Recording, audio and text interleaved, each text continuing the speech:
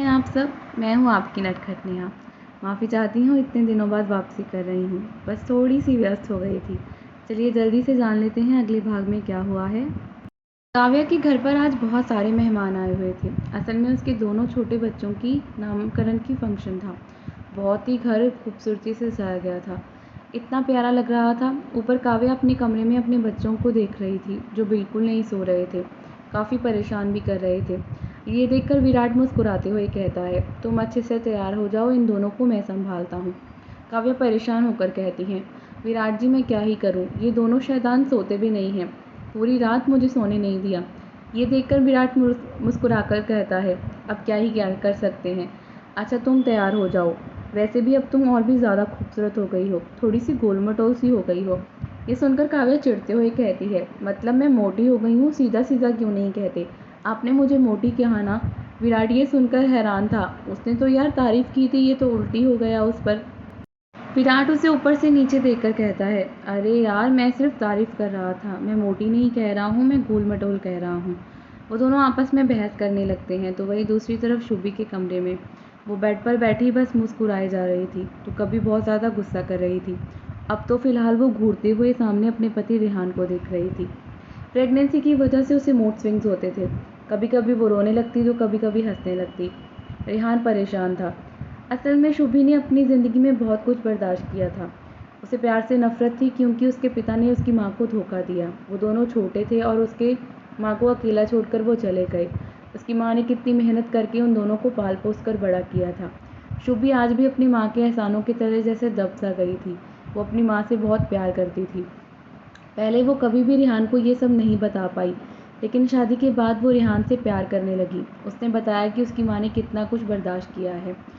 रेहान उसके पैरों की मालिश कर रहा था। प्रेगनेंसी की वजह से वो काफ़ी सूज जाया करते थे और उसे चलने में थोड़ी तकलीफ होती थी। उसकी प्रेगनेंसी में कॉम्प्लिकेशन काफ़ी थे, इसीलिए रेहान को उसका ध्यान ज़्यादा रखना पड़ता था। रेहान उसे देखकर कहता है, अच्छा तुम्हें मुंह फुलाने की ज़रूरत नहीं है, तुम्हें जो पहनना है तुम पहन सकती हो। साड़ी पहननी है ये किसने कहा ज़रूरी है, तुम नाइट सूट पहनकर भी नीचे चलोगी तो मुझे बुरा नहीं लगेगा। शुभ भी रोते हुए कहती है, पर लोग कहेंगे मुझे कपड़े पहनने भी नहीं आते। उसके गालों पर मोटे मोटे आंसू से आ गए। रेहान उसके आंसुओं को साफ कर उसे गले लगाकर कहता है, कोई तुमसे कुछ नहीं कह सकता। इतनी हिम्मत किसी में नहीं है कि मेरी पत्नी को कोई कुछ भी कह दे। तुम्हारा जो भी मन है तुम वो पहन लो। अगर तुम्हें सूट पहनना है तो वो पहन लो, तुम नाइट सूट पहनो तब भी मैं खुश हूँ। और कोई भी तुम्हें कुछ कहने की हिम्मत नहीं कर सकता, क्योंकि मैंने किसी को परमिशन नहीं दी है कि मेरी पत्नी से बदतमीज़ी करे। शुभी को असल में बहुत ज़्यादा हैवी कपड़े नहीं पहने जाते थे। प्रेगनेंसी की वजह से उसे बहुत तकलीफ़ होती थी और उसे घबराहट होती थी। कॉम्प्लिकेशन ज़्यादा थे इसलिए उसे दिक्कत थी। लेकिन आज फंक्शन था और सब लोग साड़ी पहन रहे थे, इसलिए वो रो रही थी कि वो क्या करे। माँ ने उसे गले लगाकर शांत किया और कहा, तुम्हें पता भी है तुमने मुझे कितनी बड़ी खुशखबरी सुनाई थी। ये कितनी बड़ी खुशी है, मैं तो वेट कर रहा हूँ मेरी नन्ही सी परी के आने का। शुभी हंसते हुए कहती है, और आपको कैसे पता कि नन्ही परी ही आएगी। तभी रिहान फिर से कहता है, क्योंकि मुझे तुम्हारी जैसी एक परी चाहिए जो मेरी ज़िंदगी खुशियों से भर दे। मुझे बस बेटी ही चाहिए, जिससे दोनों को बहुत ही ज़्यादा खुशी होती है। रूही के घर पर उन्हें काव्या के घर जाने के लिए निकलना था और सब लोग तैयार हो चुके थे। मीरा जी रूहान को अपने साथ नीचे ले गई ताकि रूही भी तैयार हो सके। रूही काफ़ी ज़्यादा परेशान हो गई थी, विवेक के सामने जाए तो जाए कैसे। ऊपर से वो सुबह से स्टडी रूम में ही बैठा था, एक भी बार कमरे में नहीं आया। ऐसा कैसे चलेगा। विवेक अपने लैपटॉप पर काम कर रहा था और बस रूही के बारे में सोच रहा था। बार बार उन दोनों के बीच हुई उस किस को याद कर रहा था। वो नर्वस फील कर रहा था, साथ में उसे खुद पर गुस्सा भी आ रहा था कि उसने ये हरकत क्यों कर दी, उसने खुद को रोक क्यों नहीं लिया। उसे डर था कहीं अगर रूही नाराज़ हो गई तो क्या होगा। रूही बहुत ही अजीब और परेशान थी, उसे समझ नहीं आ रहा था कि क्या करे। विवेक का वेट करके थक चुकी थी, लेकिन अब उसे बुलाने जाना ही होगा क्योंकि सब लोग पहले ही निकलने को कह चुके हैं और अब किसी और को कहेगी तो अच्छा नहीं लगेगा। वो कैसे किसी को कहे कि उसी के कमरे में लगा स्टडी रूम और वहाँ पर वो खुद ना बुलाकर किसी को भेजे। वो खुद को शांत करती है और 2-3 लंबी सांस लेती है और फिर स्टडी रूम के बाहर जाकर खड़ी हो जाती है। बहुत हिम्मत करके उसने डोर खोला। सामने विवेक लैपटॉप पर काम कर रहा था। विवेक अपने काम पर ध्यान लगा रहा था, उसने देखा ही नहीं कि रूही खड़ी है। रूही जब अंदर आई तो उसकी पायलों की आवाज़ से विवेक का ध्यान टूट गया। उसने ऊपर देखा, उसका दिल ज़ोरों से धड़कने लगा। ये लड़की है, ये कितनी प्यारी लग रही है इस येलो कलर की साड़ी में। साथ में थोड़ा-सा टचअप किया हुआ था। उसकी सादगी भी उसकी खूबसूरती का क्या ही कहना। विवेक का दिल शोर करने लगा ज़ोर-ज़ोर से। वो फिर से रूही की तरफ बढ़ना चाहता था, पर पता नहीं क्यों उसने अपने आप को कंट्रोल कर लिया, जो वो कर नहीं पा रहा। रूही की आंखों में नाराज़गी नहीं दिख रही थी, इसलिए उसे काफ़ी अच्छा फ़ील हुआ। रूही थोड़ा-सा हिचकिचाते हुए कहती है, हमें काव्या के घर जाना है, क्या आप जल्दी से तैयार हो जाएं? इतना कहकर वो जाने के लिए मुड़ जाती है, पर विवेक ने उसका हाथ पकड़ लिया। रूही से पहले विवेक उसके हाथ को देखता है, जिसने उसे पकड़ा हुआ था। ये कितना अजीब था ना उन दोनों के लिए। विवेक आंखों में प्यार लिए रूही की तरफ देख रहा था। उसकी मोहब्बत उसकी आंखों में साफ नज़र आती थी। वो काफ़ी देर उसे नहीं देख पा रही थी। उसने अपनी पलकें झुका ली, क्योंकि उसकी मोहब्बत से तो वो भाग रही थी ना। वैसे तो विवेक उससे दूर नहीं जाना चाहता, पर वो उससे दूर जाना चाहती है, पता नहीं क्यों। वो गुस्सा भी नहीं कर पा रही थी उस पर, ना ही वो खुद की भावनाओं को समझ पा रही थी। रूही को पता था कि वो विवेक के साथ गलत कर रही थी, उसे वो मौका ना देकर जो उसे देना चाहिए, जो वो डिज़र्व करता है। पर रूही क्या करे, अपने इस दिल का क्या करे। रूही ने कुछ भी नहीं कहा, बस चुपचाप से आंखें झुकाकर खड़ी हो गई। विवेक ने उसकी आंखों में देखना चाहा, पर वो देख ही नहीं रही थी। वो अपनी भावनाओं को रोक रही थी। वो रोक कर रखना चाहती थी अपनी भावनाओं को। विवेक उसकी तरफ एक कदम बढ़ा देता है, क्योंकि रूही अपने कदम नहीं बढ़ाना चाहती। उसे लग रहा था कि उसका एक भी कदम अगर विवेक की तरफ बढ़ा तो वो करण के लिए धोखा हो जाएगा। भले वो जानती है उसकी भावनाएं बदलने लगी हैं, विवेक के साथ वो गलत कर रही है, हर पल हर समय। उसकी झुकी हुई इन पलकें बहुत ही हसीन थी। विवेक खुद को रोक नहीं पाया। वो समझ ही नहीं पा रहा था कि वो इससे पहले अपनी भावनाओं में बह जाता। उसने खुद को रोक लिया। क्यों? वो क्यों रोक रहा था? उसने सोच लिया था कि अब वो रूही से अपने लिए एक मौका मांग लेगा। उसने एकदम से रूही को अपने करीब कर लिया। उसकी कमर को पकड़ उसने उसे पास किया और कहा, मेरी तरफ देखो। रूही ने अपनी पलकें हल्की सी उठाई और जल्दी से फिर से झुका ली। विवेक की आंखों में खुद के लिए वो प्यार देख नहीं पा रही थी। उसे शर्म आ रही थी या फिर वो खुद को रोकना चाहती थी। वो एक ऐसी जंग लड़ रही थी जिसका पता नहीं वो क्या करे। उसने उसके चेहरे को ऊपर किया और बहुत प्यार से कहा, क्या तुम गुस्सा हो सुबह की बात से? मैं माफ़ी मांगना चाहता हूँ उस हरकत के लिए जो मैंने की, पर मैं एक सिर्फ मौका चाहता हूँ। क्या मुझे नहीं दोगी खुद के प्यार को साबित करने का एक मौका? क्या तुम्हें लगता है मैं इतना बुरा हूँ कि मैं तुम्हें मुझे एक मौका भी नहीं मिलना चाहिए? क्या मेरे लिए इतना भी नहीं कर सकती हो? रूही विवेक की बातों को शांति से सुन रही थी। वो जानती थी उसकी बातों में तड़प और दर्द था, एक तरफ़ा मोहब्बत का दर्द और उसे पाने की तड़प।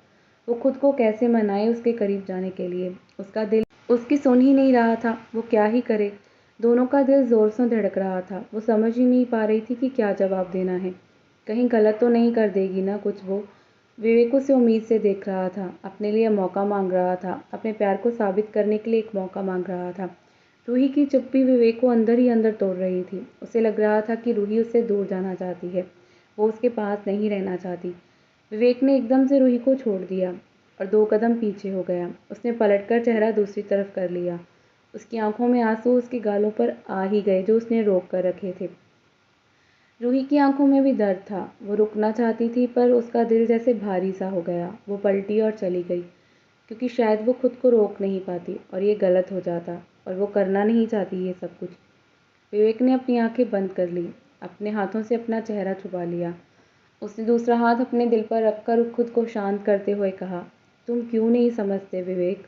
वो तुमसे प्यार नहीं करती। आज भी वो बस तुमसे दोस्ती ही रखना चाहती है। वो तुम्हें दोस्त से ज़्यादा कुछ भी नहीं समझती। क्यों नहीं समझ रहे हो?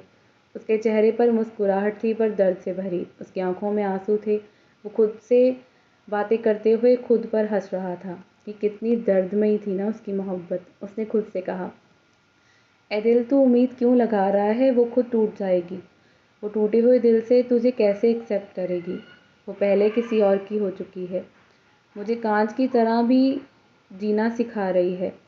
ये लड़की मेरे अंदर बस चुकी है। मुझे जोड़ने की कोशिश जब भी करता हूँ तो वो मुझे तोड़कर बिखार जाती है। बोलते बोलते वो रोने लगा था। आंसू उसके गालों पर बहते जा रहे थे। वो खुद पर हंस रहा था। उसने सोच लिया था, अगर रूही उसके करीब नहीं आ सकती तो वो रूही से दूर चला जाएगा। उसके साथ ज़बरदस्ती नहीं करेगा। उसकी मोहब्बत पाक है, ज़बरदस्ती करके वो इस रिश्ते को नहीं निभा सकता। और यहाँ पर वो रहकर वो उसे खुद पर गुस्सा करने से और मोहब्बत करने से नहीं रोक पाएगा। यहाँ रहेगा तो हर वक्त रूही के करीब जाने की कोशिश करेगा, उसके प्यार को पाने की कोशिश करेगा। वैसे भी 1 साल बीत चुका है। उम्मीद लगाए बैठा था वो कि रूही उसे एक्सेप्ट कर लेगी, पर शायद वो बेवकूफ़ था। उसका दिल हार चुका था। वो पहले भी किसी और से मोहब्बत कर बैठी थी और उसी की हो गई थी। विवेक खुद को समझा रहा था कि वो अपने दिल में उसे जगह नहीं देगी, और शायद अब उसका दिल ये मानने लगा था। सामने लगी फ़ोटो फ्रेम को वो देखते हुए कहता है, भाई काश आपकी जगह मैं चला जाता। शायद किसी को इतना दर्द नहीं मिलता, क्योंकि आपकी ज़रूरत सबको है पर मेरी किसी को नहीं। वो करण की फ़ोटो को देख रहा था। वो खुद को समझा रहा था कि अब बस हो गया। अब वो और कोशिश भी नहीं करेगा, क्योंकि उसके हाथ में कुछ भी नहीं है। उसका कुछ भी नहीं है। रूही जल्दी से बाथरूम में जाकर खुद को लॉक कर लेती है। वो गेट से टिक कर बैठ गई और रोने लगी। उसने अपना चेहरा छुपा लिया। दर्द वो महसूस कर रही थी। वो चीखना चाहती थी, चिल्लाना चाहती थी, वो बताना चाहती थी कि उसे आगे बढ़ना है, पर उसे समझ नहीं आ रहा था कि कौन सा रास्ता सही है। वो चाहती थी करण लौट कर आए, वो उस पर गुस्सा करे, उसे बताए कि वो कितना सह रही है, इस दर्द में कितना कुछ बर्दाश्त कर रही है। पता नहीं करण उसे किस गुनाह की सज़ा देकर गया था। वो भगवान से पूछना चाहती थी कि उसके साथ इस तरह क्यों हुआ। वो इतनी बुरी क्यों बन गई कि उसने विवेक का दिल आज फिर से तोड़ दिया। उस इंसान का जो पागलों की तरह उससे प्यार करता था, उसके लिए पूरी दुनिया से लड़ता था, उसके बच्चे को एक्सेप्ट किया था। दोनों ही छुप छुप कर रो रहे थे। दर्द दोनों तरफ था। दोनों एक दूसरे को दर्द देना भी नहीं चाहते थे, पर वो बाहर आ रहा था। विवेक अपने सिगरेट को पिए जा रहा था और सामने लगी फ़ोटो को देखकर मुस्कुरा रहा था, जहाँ पर बस वो और रूही थे। काव्या की शादी की बहुत सारी तस्वीरें लगी हुई थी, हल्दी सेरेमनी की। विवेक ने वो सारी फ़ोटोज़ छुप के ली थी। वो परिवार की मुस्कुराहट में वो खो सा गया था। उसने कभी सोचा नहीं था कि रूही उसकी नहीं किसी और की हो जाएगी। तब उसके बीच रूही और दोस्ती बहुत गहरी थी। असल में उन तस्वीरों को देखकर पता ही नहीं लग रहा था कि करण और रूही के बीच कोई भावना हो सकती है। करण का सख्त नेचर और रूही का बचपना, उन दोनों का कोई मैच नहीं था। इसलिए इस बारे में कभी विवेक सोच ही नहीं पाया। उसकी सोच वहाँ तक गई ही नहीं कि उसका भाई रूही जैसी लड़की को पसंद करेगा, जो हद से ज़्यादा मासूम थी। तो वहीं दूसरी तरफ सिटी हॉस्पिटल के ऊपर बने हुए कमरे में मानव गिटार बजाता हुआ बाहर की तरफ देख रहा था कि तभी ओल्ड लेडी डॉक्टर वहाँ पर आती है और उसे देखकर कहती है, मानव। कि तभी मानव कहता है, क्या मेरी प्रिंसेस मिल गई? वो कब आएगी? मैं कब से इंतज़ार कर रहा हूँ। आपने कहा था जब हम यहाँ आएंगे तो वो आ जाएगी, वो जल्दी आ जाएगी। मानव की बात सुन उर्मिला जी मुस्कुराते हुए कहती हैं, हाँ हाँ, तुम्हारी प्रिंसेस जल्दी ही मिल जाएगी, मैं ढूंढ रही हूँ उसे, पर अभी तुम अपनी दवाइयाँ लो। मानव जल्दी से अपनी गर्दन ना में हिलाते हुए कहता है, बिल्कुल नहीं, ये कितनी कौड़ी है। वो बिल्कुल बच्चे जैसा था, जैसे कोई छोटा बच्चा अपनी माँ की बात मान लेता है और फिर ना नुकुर भी करता है। उर्मिला जी खुद को मुस्कुराने से रोक ही नहीं पाती। उनकी अपनी कोई औलाद नहीं थी। उन्हें नहीं पता था कि ज़िंदगी में मोहब्बत माँ बाप की कैसी होती है। लेकिन जब से मानव मिला था उन्हें एक बच्चे जैसा प्यार मिल गया था। उन्हें तो ऐसा लगता था ये उन्हीं का बेटा है। उन्होंने तो बस इसकी जान बचाई थी, पर दिन रात मेहनत की इसे बचाने के लिए। पर आज उन्हें खुशी थी कि वो एक ऐसे इंसान को बचा लेती हैं जो दिल का बहुत साफ़ है। उन्हें नहीं पता था इस लड़के ने कितनी मुश्किल से खुद को बचाया होगा। बस उन्हें उम्मीद थी कि सब कुछ ठीक हो जाएगा, और जिसका ये इंतज़ार कर रहा है वो कौन है। दवाई देकर उर्मिला जी तो चली गई, लेकिन मानव गिटार बजाने में लग गया। ये धुन, ये बहुत ही खूबसूरत थी। ऐसा था शायद उसकी प्रिंसेस की फेवरेट धुन थी। उसे अपनी प्रिंसेस का चेहरा याद था सपनों में, जो आकर मुस्कुराती रहती थी उसके पास, उससे बातें करती थी। सब लोग काव्या के घर के लिए निकल चुके थे, लेकिन विवेक अलग से आ रहा था। मीरा जी को अजीब लगा। उन्होंने कुछ कहा नहीं, लेकिन उन्होंने अपने बेटे की आंखों में उदासी पढ़ ली। उसने कहा कि उसे ऑफिस का बहुत ज़रूरी काम है और वो थोड़ा सा बिजी है। मीरा जी को अजीब लग रहा था, क्योंकि वो बार बार कह रहा था कि ऑफिस का काम उसे परेशान कर रहा है। इसलिए सब लोग तो पहले ही चले गए। प्रतिभा जी ने बहुत अच्छे से सबका वेलकम किया था और छोटे से हवन के साथ ही नामकरण का फंक्शन शुरू हुआ। मंत्रोच्चारण के साथ हवन शुरू हो गया था। पंडित जी कहते हैं कि बच्चों का जिन्होंने नाम रखना है वो आगे आ जाएं। काव्या रूही का हाथ पकड़ते हुए कहती है, चलो बताओ अब मेरे बच्चों का नाम क्या रखा है तुमने। रूही मुस्कुराकर एक नज़र गोद में बैठे रूहान को देखती है जो आराम से सोया हुआ था। फिर वो काव्या की गोद में बेटे को देखती है और विराट की गोद में बच्ची उसकी बेटी को। वो प्यार से कहती है, आहान और मिश्का। काव्या के चेहरे पर बड़ी सी मुस्कान आ गई। मतलब साफ था कि उसे नाम बहुत पसंद आए थे। विवेक चुपचाप से बैठा था। उसके चेहरे पर कोई उदासी नहीं थी पर कोई भाव भी नहीं थे। मीरा जी ध्यान से अपने बेटे को देखने की समझने की कोशिश कर रही थी। क्या चल रहा था इसके दिमाग में, क्योंकि विवेक बहुत ही अजीब सा मुंह बना रहा था। उन्हें समझ नहीं आया कि विवेक और रूही में क्या कोई झगड़ा हुआ है। दोनों अलग अलग तरह से एक दूसरे के साथ पेश आ रहे थे। उन्हें नहीं पता था कि विवेक ने अपने मन में कुछ और ही सोच लिया था जो बहुत बुरा होने वाला था। वो जानना चाहती थी कि उनके बेटे के दिमाग में क्या चल रहा है, पर फिलहाल यहाँ नहीं, क्योंकि वैसे भी यहाँ पर बहुत सारे लोग हैं, बहुत सारे रिश्तेदार हैं। सब लोग काव्या के घर के रास्ते से वापस आ गए थे अपने घर। विवेक काफ़ी चुप था। अजीब था पर कोई कुछ पूछ भी नहीं पा रहा था। किसी की हिम्मत नहीं थी। रूही और विवेक के बीच बोलने का हक उनमें से किसी को नहीं है। वो दोनों पति पत्नी हैं, अपनी चीज़ें खुद सुलझा सकते हैं और वो कोई बच्चे नहीं हैं। दोनों को अपने रिश्ते को संभालना आता है बहुत ही बेहतर तरीके से। कभी कभी मीरा जी का मन था कि वो रूही और विवेक को समझाएं, पर वो खुद को रोक लेती थी। इससे उन दोनों का रिश्ता खराब हो सकता था। दोनों के बीच दूरियां आ सकती थी। क्या होगा आगे, मिलते हैं अगले भाग में। कहानी पर कमेंट ज़रूर करें ताकि मैं रोज़ दे सकूं कहानी को।